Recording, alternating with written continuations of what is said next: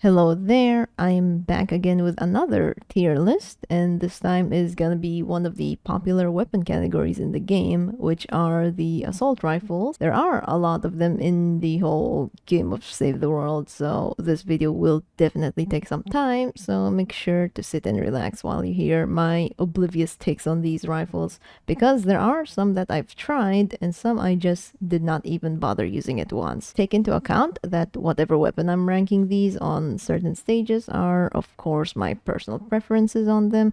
I breathe a lot of copium by saying all weapons can be good in their own way, because I know a lot of people in the player base generally have their own opinions too. I also have multiple videos that talk about some of the weapons in this assault rifles tier list. I'll link them all down below in advance, just in case you're interested in seeing them beforehand. So without further ado, let's start with something I have not used, or something easy that I'm undoubtedly going to be pointed a finger at for shamelessly ranking one of the rifles that seem good to them, but not for me. So I want to start off with the breacher right here, and the other two right here, the predator and the razor. Not only they're locked on the first three rarities, which is from silver to blue, it's most likely that their base damage does not go through the mid-game places that you'll be able to be using it, especially in higher power levels. I don't think they'll be much of worth unless you're like in ventures trying to get through the lower zones and you have these for the ranged weapon kills and whatnot. So pretty much, yeah, on D tier. I know I'm kind of like a bit of nitpicking, but the hunter killer right here, I would probably put this on B tier, probably because it's a semi-automatic. It may not be the best in terms of base damage, but if you are able to have that kind of trigger finger, you'll be able to make this hunter killer a pretty good weapon overall, but it's still not the best in terms of damage. There's a worse version of the hunter killer, which is the buzz cut, so it will go right below the hunter killer right here. So yeah, even if they have pretty good perk options between those two, but in general they still cannot perform very well in high level missions. Another weapon that I have not used is the tiger, so I'll probably put it down on D tier because I can tell not a lot of people like the tiger. It does shoot very slow, even though it is semi-automatic. It does have a scope on it, but I don't think the tiger could be like one of the greatest ARs in the game. Just there. I would probably say the same thing with the Deathstalker as well, with the tiger, but it does shoot really well. The base damage is a little bit higher than the tiger, but it still doesn't save it from getting off of D tier. There is also another assault rifle with a scope, which is the vindertech pulsar. I will actually put this on C tier because of its higher damage output, but it is locked to energy. But for the most part, around the higher level missions, you do fight elementals. So this vindertech AR is pretty much on C tier. It deals a little bit more damage. It is a burst, however, and it uses energy cells, a little bit expensive, but still it does better than the tiger and Deathstalker regardless. So back to talking about semi-automatic rifles, there are some other good ones that are pretty much in the game as well, like the Rat King, for example, straight A tier, not really on S. The reason why I put the Rat King on A tier, probably because it struggles quite a bit when it comes with clearing out crowds of husks with it. It does use shotgun shells, so a little bit of an increased base damage on that part, but still it does really well with single targets, but not really with the crowds, probably because of its slow fire rate. But even then it does have that damage overall, and I'd say it's a pretty good assault rifle still. I'd say the same thing with the hammercrush. The hammercrush is actually very, very good. Also uses shotgun shells. It does have a very slow fire rate. It is a semi-auto as well, but it is almost like one of the highest base damage assault rifles in the game. Kind of close to the grunt and the blizzard blitzer, in which I will put the grunt on S tier.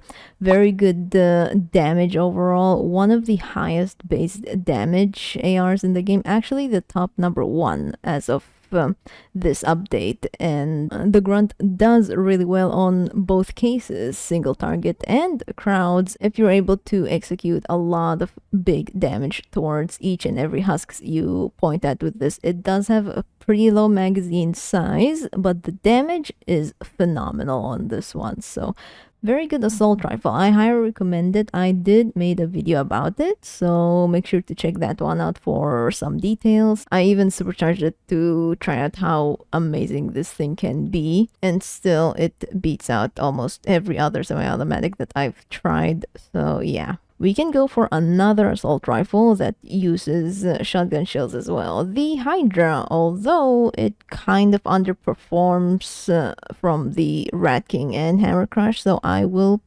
probably put this on B tier or probably C tier, because to be honest with you, the hydraulic weapons are meant to like have a pretty high impact but not that much damage. It is a fun weapon, but the damage output for the Hydra deals way less damage than the Hammercrush and the Rat King, so I would not really recommend it though. But it is a fun weapon if you just prefer to push out some smashers or big mince monsters with a high impact assault rifle, and it's way cheaper than the dam buster or whatnot, then it's right there. Speaking about hydraulic weapons, the nailer, I did use this to break crystals in the Mythic Storm King, and I did say in one of the videos previously that any weapons that breaks the Mythic Storm King's crystals can go to S tier instantaneously. But however, the nailer is kind of like a meme weapon at this point, so I'll just put it on D tier for now. So yeah, pretty funny weapon overall, and kind of the same way with lynx, which is the assault rifle, not the hero Lynx Cassandra. It is a burst weapon. It is amazing in BR, by the way. I got like a couple good kills with it back then when it was like not even vaulted in Battle Royale, but in Save the World, I don't think it's really like one of the best ARs out there that could probably perform well in some cases, but to be honest, even with a certain loadout that you try your very best to buff this one as much as possible, I would say it will still kind of underperform based on its low base damage. Now that we've moved on a little bit to burst weapons, I would probably say the Razor is actually pretty decent. Not really like a total A tier or S tier, but B tier, because the Razor actually does pretty well, unironically, because the burst damages, if you collectively have that 4 damage per second, it actually can annihilate some smashers in the 160 missions. And I did try using the razorblade. It's not that bad at all, but not really the best. It's not like meta changing or whatnot. It's more like a fun weapon, just another assault rifle that's kind of like something that you would give for your defender to finish your assault rifle dailies and whatnot. So yeah, I put it on B tier instead. The cousin of the razorblade is of course the ranger. It is also not a bad weapon overall. It's another burst weapon, but a little bit worse than the razorblade, so I'll probably put this on C tier as well. There are some other assault rifles that are kind of like of a niche rifle, like the Dragon's Roar. The fact that there is some sort of a 6 perk that can pretty much stagger forever, like you gave a defender weirdly modified the Dragon's Roar and stuns lock them almost forever, stays in their place without traps. I did see that in some of the public lobby missions, but it is actually a pretty alright rifle. I wouldn't say it's like too bad. I would put this on if I have not even tried it myself, I would have probably put it on C tier or D tier, but from what I've experienced from people using the dragon's roar, I'll probably put it on B tier for now. Unless I've tried it myself, then perhaps I'll probably just put it on C tier for now. To be honest with you, I just have not even tried it. I've only seen how it performs, so yeah, just from those perspective. Another assault rifle that almost performs the same way as the dragon's roar, but it's a little bit better than ever, which is the steam piston. I would probably put this on A tier because it has the 6 perk with the cloud of steam, which actually deals an amazing damage overall. The same thing as well with the duet. Also on A tier because these two weapons are actually amazing. This one's a semi-auto. This one can also be a semi-auto, but I've played the duet as a full auto. And also I've made a video about the duet, the siegebreaker, and the bundlebuss about weapon stability. So the video will be linked down below to check that one out. And it's pretty interesting that the duet is the only assault rifle that can only have 3 weapon stability perks, which is kind of weird. So that one is an interesting video. So since I brought up the siegebreaker and the bundlebuss, both of these weapons are actually S tier. The bundlebuss is really good for the Mythic Storm King. It's good for single targets. It may not do very well with the crowd control, but it has one of those 6 perks that if you hit all of your bullets on that one burst, you'll be able to emit an explosion, and very decent if you have like 2 of them crafted at the same time and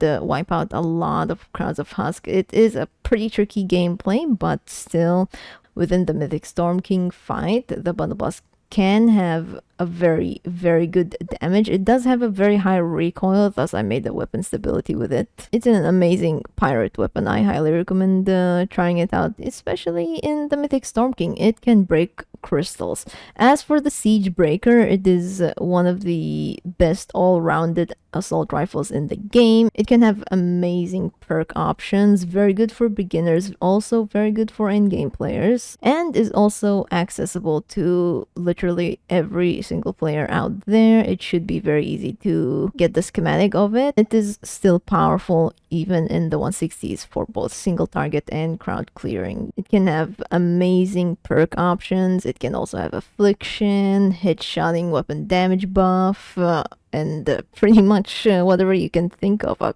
good crit build, a full damage build. The siegebreaker has been my favorite ever since I was like pretty new to save the world. Another assault rifle that is also good, but a little bit expensive, is the Argon assault rifle. It is just down to A tier because it's a little bit expensive than the siegebreaker, but the thing about the Argon assault rifle is that it uses energy cells. It is also locked to energy. It does have very good perk options, but it cannot beat the siegebreaker on a spar. The bead blaster is also a pretty decent assault rifle, so I'll probably also put it on A tier. It does have a very good damage output, very good for clearing out husk because it has the 6 perk for keeping them dancing for a while, and you're able to use that 5th perk, which is dealing damage to dancing enemies. You can have that advantage on that. It's on A tier because it does not do as best as the other S tier weapons. The blackout assault rifle, I will most likely have to put this on B tier, probably because it's a burst rifle, and if you want to make the best out of it, there is a certain way to make this blackout deal millions of damage, is that you need this certain loadout, which is the flash AC phase shift build, and with the blackouts 6 perk, which is the reloading 6 perk and make you lose health but deal more damage. You will have to be in like a very, very small area where you can stay in one place while phase shifting and kill a lot of enemies overall. Although that is kind of fun, but you need a certain loadout just to make the best out of it. So the real reason why it is going to be on B tier on my end is because you basically need a certain loadout to make it work, which most of the time is not really accessible to a lot of players. Some of the heroes in that loadout is like a voucherable only, and they only come out in certain seasons, which is pretty expensive and just to make things a little worse. So yeah, this will remain on B tier for now. This Blizzard Blitzer is actually an amazing assault rifle, so I did put this on S tier because of how much damage output that you can pull out on this one, especially against fire elementals. The only downfall of the Blizzard Blitzer is its range and the huge fall off of the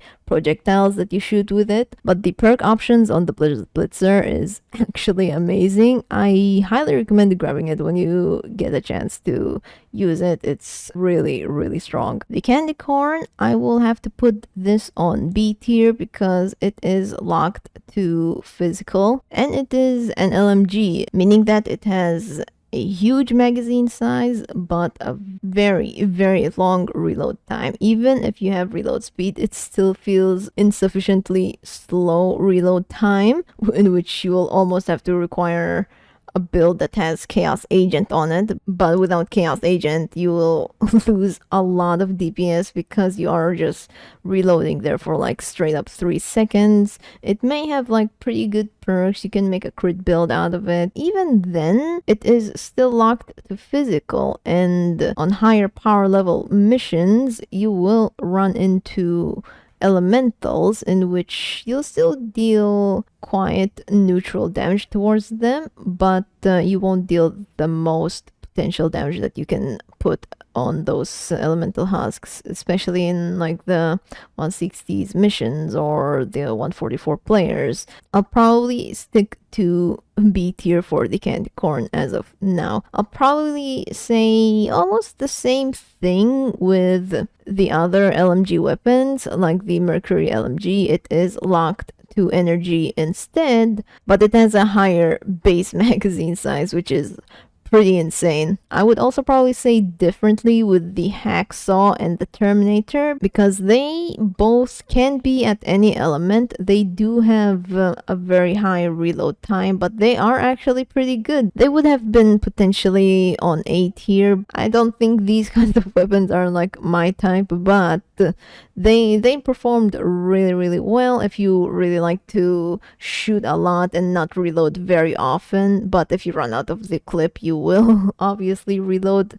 for a pretty tremendous amount of time. But unless you have Chaos Agent, then perhaps it would have been pretty cool to use these two weapons. Speaking about cool weapons, the deathray is actually very good assault rifle. It is locked to energy and it's not too bad at all. It's a bit expensive, just like the Argon assault rifle, but the deathray, I did tested it out when I have it in Ventures. I did have like a good perk, the deathray in Ventures, and it really amazed me at how much damage it can put on the high level husks. It's actually pretty good. The Gammatron 9000, another energy locked assault rifle, still very good to this day for single target and cloud clearing. It does have that 6 perk that scatters a bunch of projectiles on crit, or if you shoot a bunch amount of times, it also does the same thing,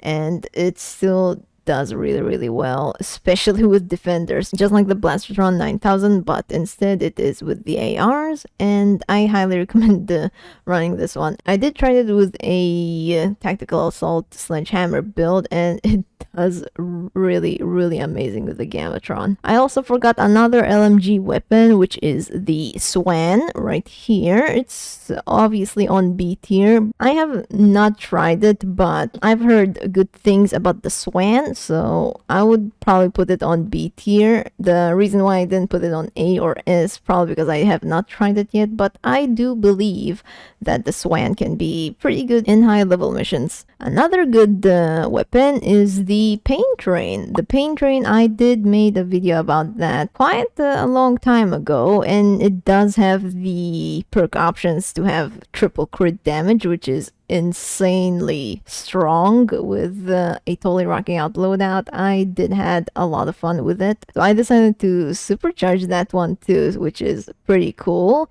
Not only it can single-handedly kill a lot of groups of husks, but also kill like a lot of smashers as well. So it is a fun weapon despite the fact that it has a very low base damage. The triple crit damage does save it from being from A tier, but even if you build it regularly, like a crit coverage build instead of triple crit damage, it still does really well. It can be at any element too, so it deserves an S tier. Another great weapon, as we all know, the Storm King's Scourge is obviously S tier. The 6th perk of it is amazing. For any time you switch targets, it does a little bit of explosion, and if you hit a single target for like 5 charges, it will emit an explosion, and it is very, very powerful. I'd say the Scourge just takes its place on the S tier. So for this one, this Gravedigger, I still don't understand the hype around it. Well, maybe it's pretty well known for the Stonewood trading community and whatnot then.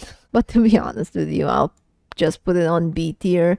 Just the fact that it acts like like every other assault rifle, like Hunter Killer, the Razorblade, the Swan, and whatnot. It's just another normal assault rifle. It's not as strong as the Siegebreaker, not as strong as the Duet, but it's just another normal assault rifle. So basically just put it on B tier. I did try it, but it doesn't really impress me as much as the rest of the assault rifles. What impressed me is the vacuum tube rifle. Despite the fact that it is locked to nature element, it does have the ability to clear out a lot of enemies, and it deals magnificent damage against the water husks. For some reason it uses energy cells, but I would say it kind of makes sense because of how insane the damage this thing can probably output. But it's not like some S tier level because it requires you to have like